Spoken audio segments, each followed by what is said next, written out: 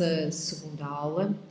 vamos abordar a questão da comunicação e perceber que a mediação é uma forma de estabelecer este processo, mas com características próprias que permitem uma negociação interpessoal com um formato diferente do que é habitual, mas com características próprias que permitem de facto esta negociação. Cada mediação é diferente, exige um tempo específico, com um ritmo próprio. Compete ao mediador essa gestão de tempo, prolongar ou diminuir os intervalos entre os reencontros e o tempo dos intervalos, de forma a conduzir a mediação ao seu termo. Falamos também do fenómeno relacional e dos processos de negociação interpessoal, uma vez que a mediação é vista como uma atividade educativa e social, facilitadora do acesso à multidiferenciação, ou seja, à ideia central de orgulhosamente diferente. O nosso sumário corresponde exatamente à comunicação, especificidade do fenómeno relacional e estratégias de negociação interpessoal, e vamos ver então a comunicação como uma gestão de vontades, especificidade do fenómeno relacional, e aqui vamos falar das 4 componentes fundamentais no nosso processo de estabelecimento de relações, que são as nossas atitudes, presas aos nossos comportamentos, as nossas impressões, presas às ideias iniciais que formamos acerca das pessoas, relacionadas com a forma como vestem, como falam, a nossa expectativa, o que é que esperamos das pessoas, associado fundamentalmente à questão dos lugares e depois as representações, que, como sabem, funcionam para as sociedades contemporâneas, como os mitos funcionavam para as sociedades arcaicas. Depois falamos também da estratégia de negociação interpessoal. E aqui vamos ver então a mediação como uma atividade educativa, como uma atividade social, e vamos falar do interculturalismo para chegarmos àquilo que já falei convosco, que é à multidiferenciação, que é aquilo que faz mais sentido para este mestrado. Fazendo um pouco a ligação entre aquilo que falámos sobre o desenvolvimento humano e este capítulo da comunicação, vamos começar então por falar a comunicação como uma gestão de vontades. Diz o Coimbra de Matos que de facto o animal humano é naturalmente agressivo. Isto é uma ideia freudiana que diz que nós somos essencialmente maus, diferente à ideia humanista na qual assenta este processo de mediação, que diz que o homem é essencialmente bom, assenta obviamente nas ideias do Rousseau, e percebemos claramente que, segundo este autor, o Coimbra de Matos, o ser humano, a condição humana, faz-nos de facto um animal agressivo e reativo, que revela dor e sofrimento, mas também um animal extraordinariamente solidário, e que vemos isso através do processo de empatia, que, como sabemos, é uma emoção aprendida e faz parte das emoções secundárias. E somos, obviamente, que todo este nosso processo está ou implica uma grande sensibilidade às relações entre aquilo que são as nossas motivações internas, portanto, aquilo que são, de facto, os nossos desejos, voltando às questões freudianas, e aquilo que são as expectativas sociais, ou seja, aquilo que é a realidade. Em traços gerais, a mediação é perspectivada aqui como uma forma de comunicação. Como sabem, a mediação está muito associada à ideia de gestão de conflitos. Nós vamos aqui enquadrá-la mais como uma forma de comunicação entre seres humanos tão antiga como a existência do homem na Terra. Como vocês sabem, a Europa é de facto um espaço onde foram feitas várias tentativas de conseguir harmonizar, colocar em relação diversas culturas, diversas formas de pensar, diversas formas de ser, diversas formas de estar, e de facto o continente europeu tem essa característica de ser e de permitir a multiface ou a multifacialidade dos humanos. E portanto isto foi sempre feito por mediadores informais e voluntários, que de facto surgiram muitas das vezes para estabelecer estas relações entre estes diferentes. A mediação é então um instrumento de gestão da comunicação e interação e permite instaurar novas dinâmicas relacionais, duradouras e contributivas entre diferentes intervenientes, que têm o quê? Que têm verdades diferentes, sendo que a ideia central da mediação é, em instância última, fazer com que o outro compreenda que existe uma opinião diferente da dele e que tem tantos laços de verdade como a dele. Neste contexto, o mediador assume-se então enquanto uma espécie de um pedagogo da comunicação, com experiência profissional na gestão, obviamente, de conflitos ou de diferentes.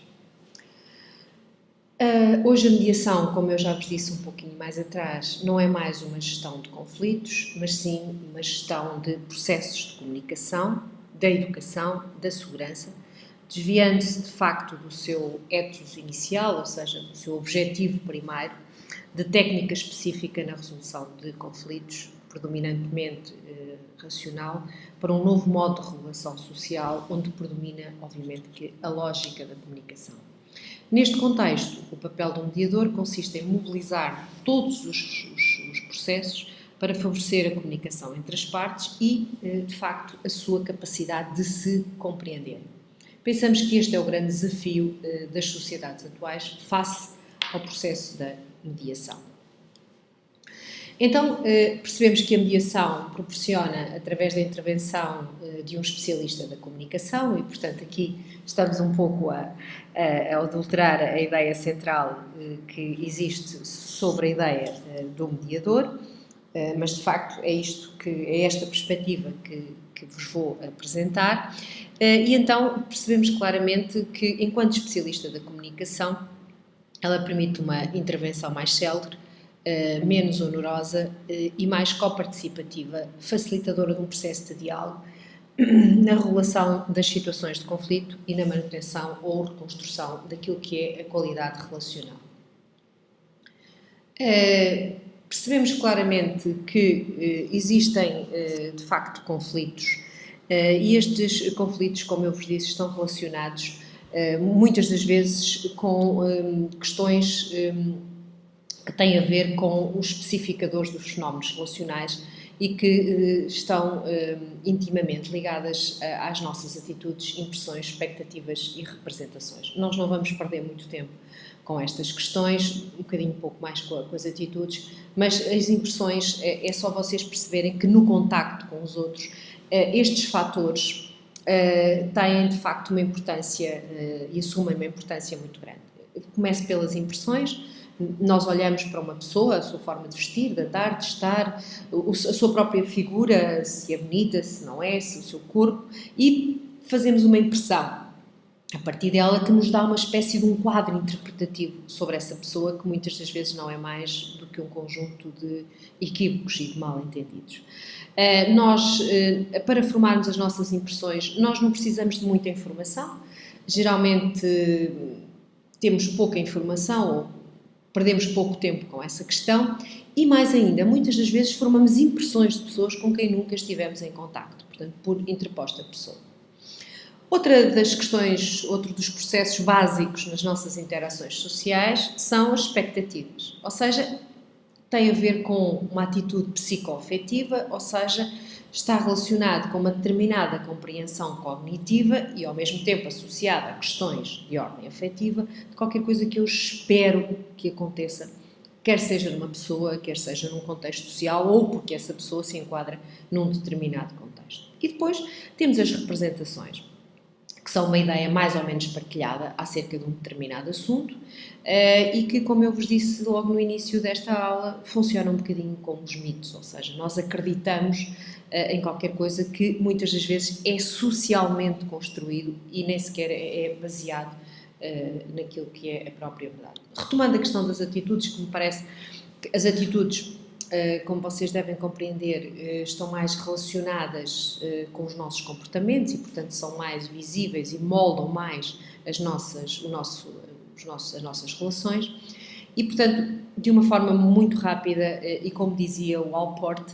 a atitude é gostar ou não gostar de alguém ou de alguma coisa, e isto vai influenciar o nosso comportamento sobre essa coisa ou sobre esse alguém. Então, o que fazemos é sempre acompanhado de sentimentos, que podem ser agradáveis ou desagradáveis, que nos levam a agir protestando ou apoiando, e são aquilo que designamos de atitudes. Então, uma atitude é um conjunto bastante estável de visões mentais, de avaliações relativamente a uma ideia, um objeto, uma pessoa. As atitudes são uma combinação de crenças, portanto, cá está uma componente intelectual, e isto é muito interessante, porque na realidade aquilo que nós acreditamos molda aquilo que é o nosso comportamento. Depois tem também os seus sentimentos ou avaliações, que têm a ver, obviamente, com o componente emocional, eu gosto desta pessoa, não gosto por isto ou por aquilo, e depois alguma predisposição para agir em consonância e que tem a ver com a componente comportamental, que é, eu penso uma coisa, eu tenho uma ideia, eu acredito nisto, gosto ou não gosto, e de facto eu vou repudiar essa pessoa, ou vou de facto acolhê-la, ou vou de facto estar com ela. Isto aqui permitir-nos agora avançar para aquilo que é de facto as questões do processo de criação de preconceitos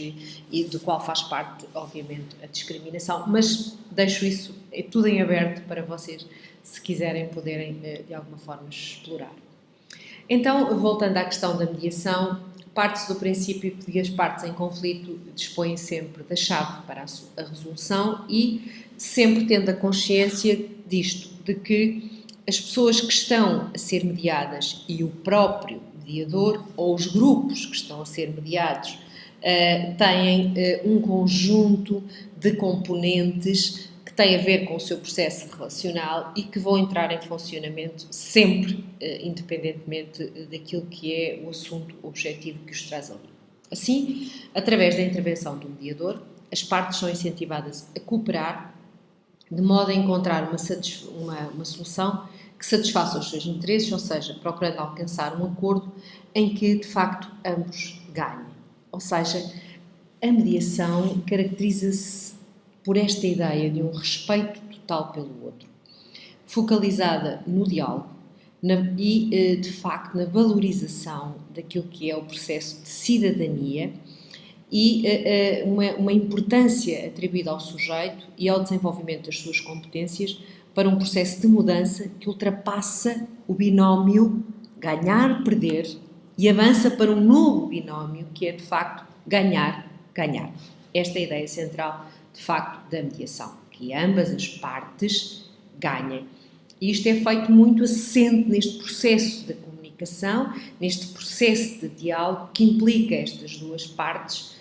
que nós vamos tentar colocar, enquanto mediadores, num processo de relação.